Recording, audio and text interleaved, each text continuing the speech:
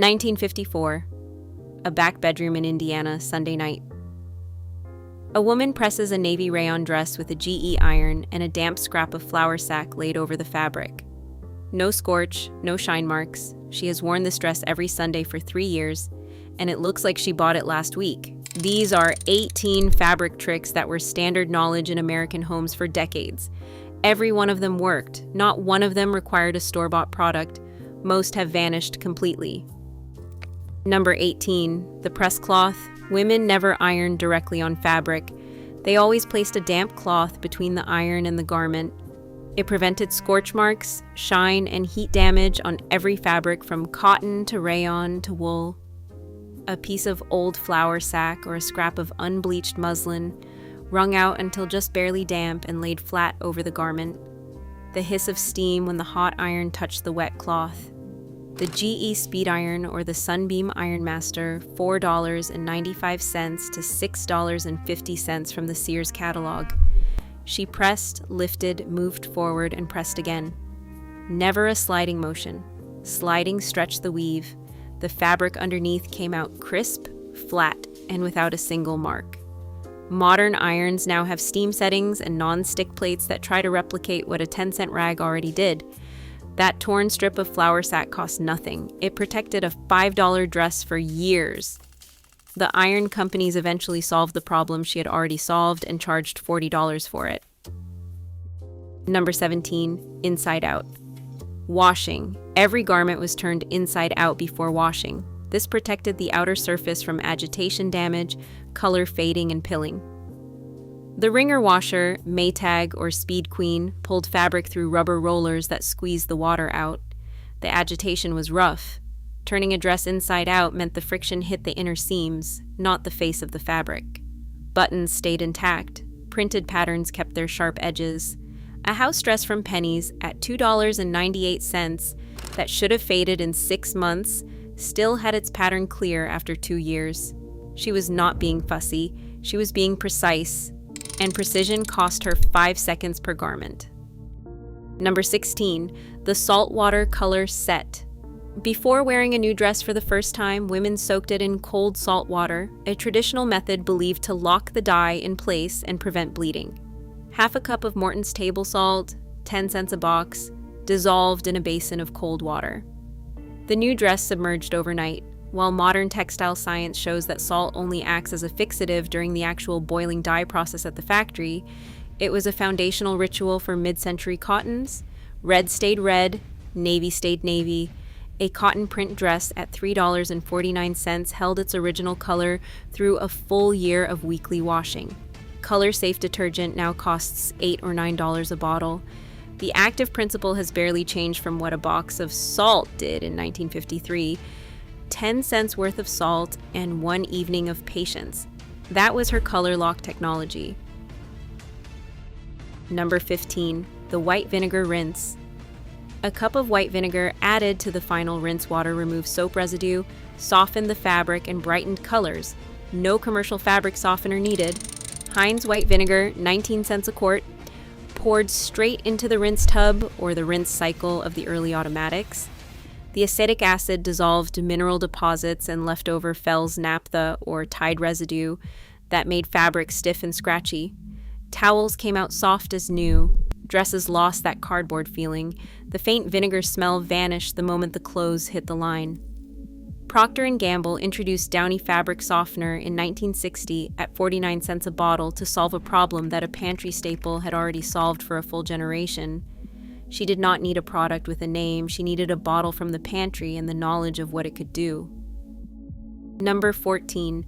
Mending before washing. Every small tear, loose button, or open seam was repaired before the garment went into the wash. Never after. A tiny rip that went into the wringer came out a gaping hole. The mending basket wicker kept by the chair in the front room. J&P Coats thread, 10 cents a spool, a darning egg for socks. Saturday evening, the family gathered around the radio, and she sat with the week's damage in her lap. A button re-stitched in 2 minutes. A seam closed with a whip stitch before the collar frayed beyond saving. A dress that might have been thrown out next month got another 6 months of life from 10 minutes of attention on a Saturday night. She did not throw things away because they were damaged.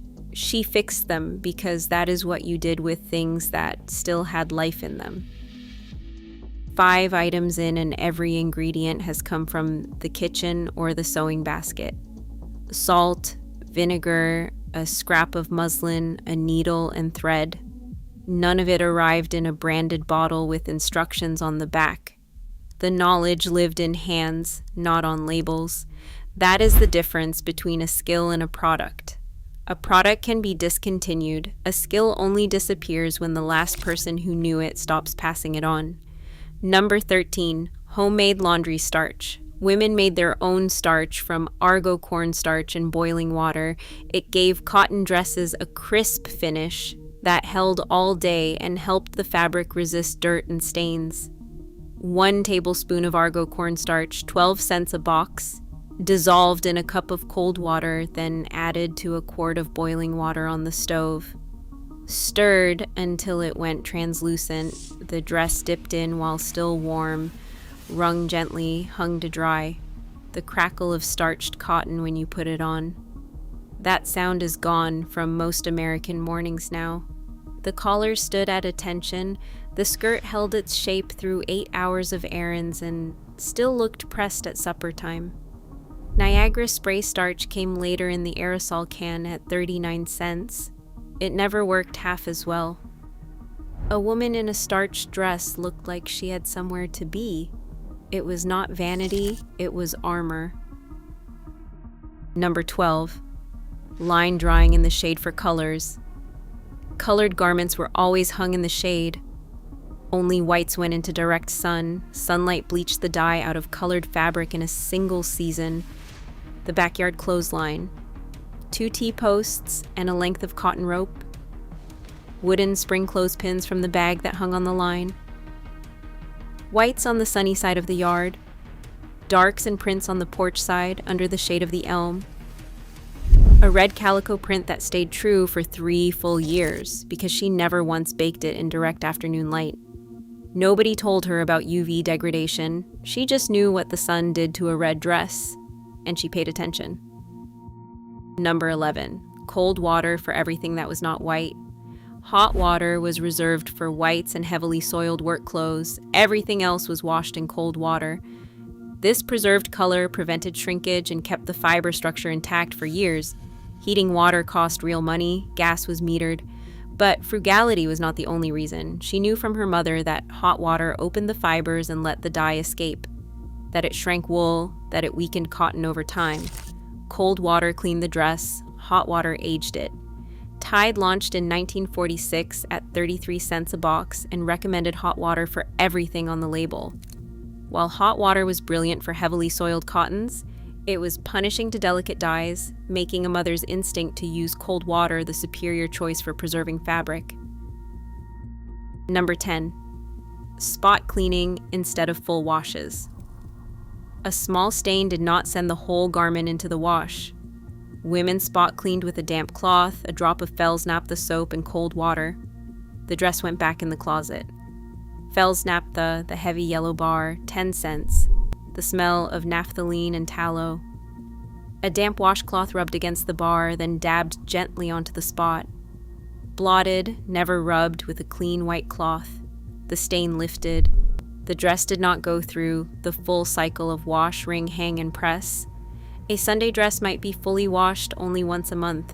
Spot cleaned in between, worn every single week. Today, the average garment in America is worn only 7 times before it is discarded. 7 times. Her Sunday dress saw more Sundays than some churches. Every full wash shortened a garment's life. She knew this without reading a care label. She washed less and her clothes lasted longer. That was not laziness. That was the opposite of laziness. A woman in 1954 owned fewer garments than the average American woman now buys in a single season. She did not have a walk-in closet. She had a narrow wardrobe or a rod behind a curtain, maybe 12 dresses. When you only own 12 dresses, every single one matters. The care was not obsessive, it was proportional. She gave each garment the attention it deserved because she could not afford to replace it. The modern American closet holds about 80 garments on average. Over 11 million tons of textile waste goes to American landfills every single year. Her closet never contributed a single ounce. Number 9. The Sugar Water Fabric Stiffener. For a stiffer finish than starch, women dipped petticoats, collars, and cuffs in a sugar water solution that dried rigid and held its shape through an entire evening. 1 cup of white granulated sugar dissolved in 2 cups of boiling water. The petticoat dipped in while still warm, shaped by hand, and hung to dry. It stood out from the body like architecture. The rustle of a sugar-stiffened petticoat under a circle skirt at a Saturday night dance at the Elks Lodge.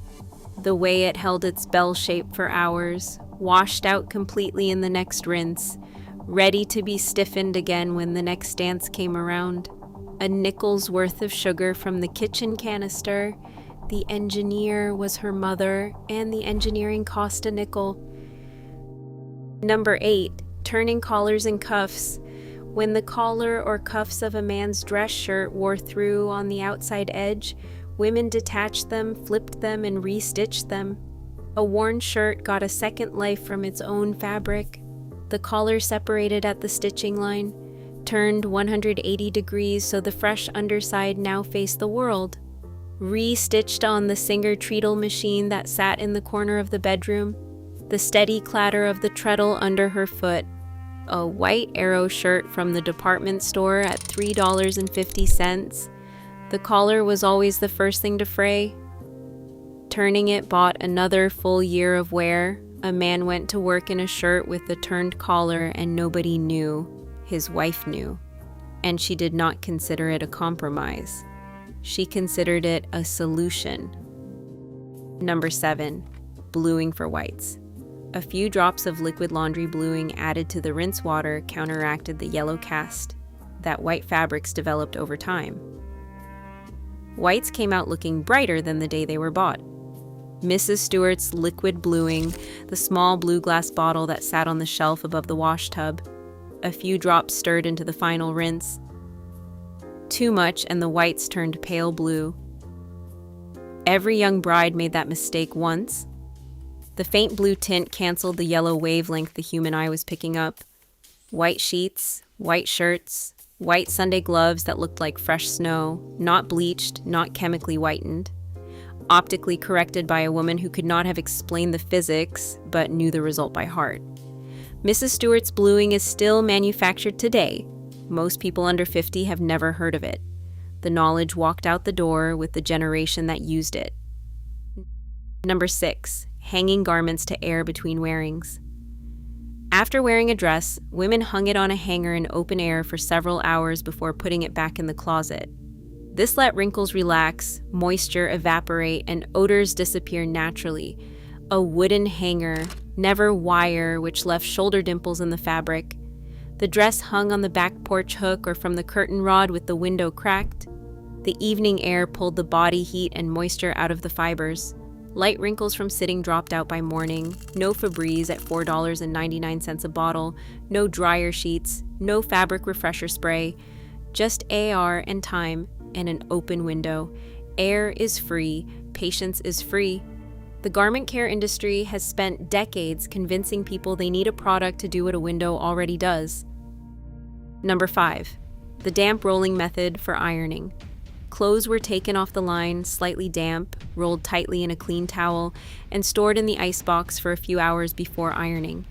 The even moisture made ironing faster and produced a press that lasted the entire week. A clean cotton towel laid flat on the kitchen table. The damp garment laid on top, arms folded in, rolled tight like a jelly roll, placed in the Frigidaire, or in a covered basket in the cool pantry. When she unrolled it, the moisture had spread evenly through every single fiber. No dry spots, no wet patches. The iron glided. The press lasted a full 7 days. Tuesday was ironing day in most American homes. This method cut her time nearly in half. Ironing day is gone from most American homes now. So is the knowledge that came with it. But a woman who could press a cotton dress smooth enough to pass inspection at a church supper knew something worth remembering. None of these women would have called what they did a trick. They would have called it laundry.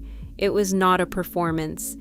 It was a woman standing at a board or a wash tub, doing the quiet, invisible labor that held a household together at the seams.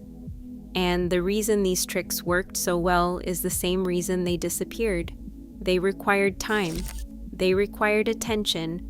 They required presence. 3 things the modern economy cannot sell and therefore does not value. Number 4, saving and matching buttons. Before any garment was retired or cut into rags, every usable button was removed and saved in a jar. Button jars and tins were standard equipment in every American home, a mason jar or a Danish butter cookie tin.